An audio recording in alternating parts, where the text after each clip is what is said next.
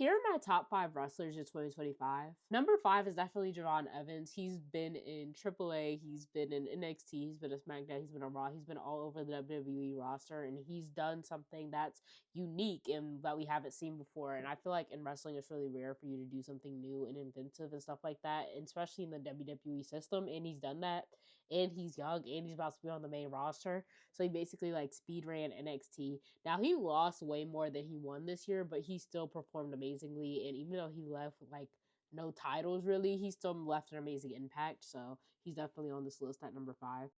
Number 4 for me is Becky Lynch because I feel like she's been in wrestling for so long. It's kind of hard to have a new character and totally reinvent yourself, but yet this year she did. Her gimmick this year has been one of my favorites. For her to come back this year too and still go on this amazing run, like she elevated the IC championship. We see how better that's doing rather than the US Women's Championship over on SmackDown. And how she elevated Lyra in that feud was also amazing, and their back and forth was cool.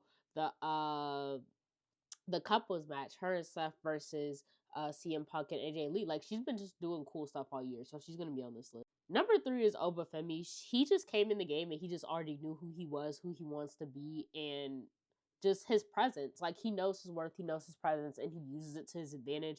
He can wrestle amazingly on the mic. He's one of one in the way that he articulates himself and the way that he speaks. He speaks differently than everybody else, and he puts his words together to the fact that he can't be misinterpreted. Like you know what he's about to say, you know what he wants to say, and he's like he put himself in a way to where like he's like this force that you can't overcome. Like he's the guy on the top of the mountaintop that you got to overcome. And for him to do that in NXT is very cool. Like the fact that he's been able to like break through barriers really because he's black, so he was automatically gonna have a harder time, and he's already made a super impact, and he's gonna be on the main roster soon. Like he's definitely has to be on this list as well at number 3.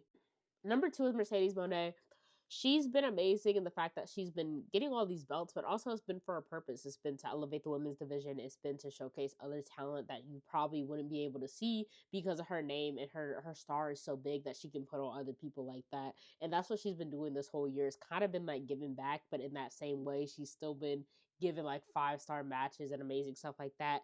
She's been wrestling at the top of her game, and she's still like kind of really young actually when you look at her age in comparison to what she's already been doing in the industry so far. And so this is a great year for her. Like it ended with her losing the TBS championship, but the build to her starting to lose these championships has been so good that everything has just played out amazingly. She had a fantastic year. She's number 2 on this list. Number 1 on this list is Adam Page because I feel like you can't tell the story of AEW in 2025 without mentioning Adam Page. He feels like he kind of was the story of AEW in 2025. Like his whole story just kind of